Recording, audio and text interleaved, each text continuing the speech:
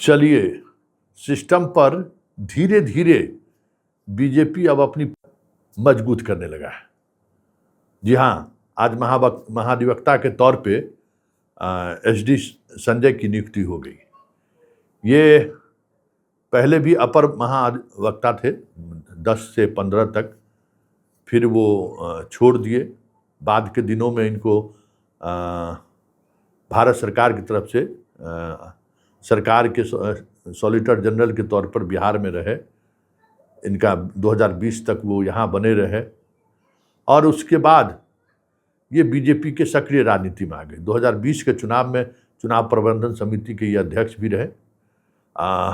वकालत का अनुभव भी पूरा है, राजनीति भी है, बिहार को बहुत करीब से देखा भी है इन्होंने, बहुत करीब से इसने महसूस भी किया है राजनीतिक परिस्थिति और क्या कह सकते हैं कि जुडिशरी में उसका प्रभाव वो भी समझते हैं। आज की तारीख में तो वो सबसे महत्वपूर्ण है ना। आज नोटिफिकेशन के साथ ये तय हो गया कि जो सबसे महत्वपूर्ण पद होता है किसी भी सरकार के लिए वो महाधिवक्ता का पद होता है, जो सरकार बदलने के बाद भी पीके शाही के हाथों में ही था। लेकिन अब वो बातें नहीं रही।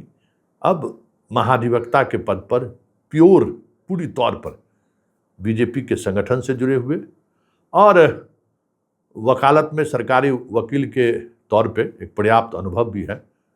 2014-15 में सीनियर एडवोकेट भी हो गए थे पटना हाई कोर्ट के, जो सरकार के तरफ से लड़ने का एक पूरा अनुभव इनके पास है।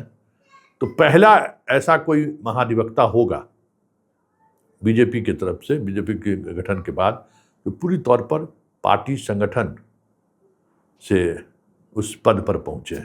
हालांकि पीके शाही भी महाधिवक्ता रहते हुए फिर रिजाइन दिए, फिर चुनाव भी लड़ गए थे जदयू से, जदयू के विधान परिषद रहते हुए शिक्षा मंत्री भी रहे, लेकिन संगठन और से कोई वास्ता नहीं था उनका। जदयू ऐसे पार्टी भी संगठन का नहीं है, लेकिन बीजेपी तो संगठन की पार्टी है। संगठन से जुड़ा हुआ व्यक्ति वहाँ पहुँचा है तो बदलाव तो दिखेगा।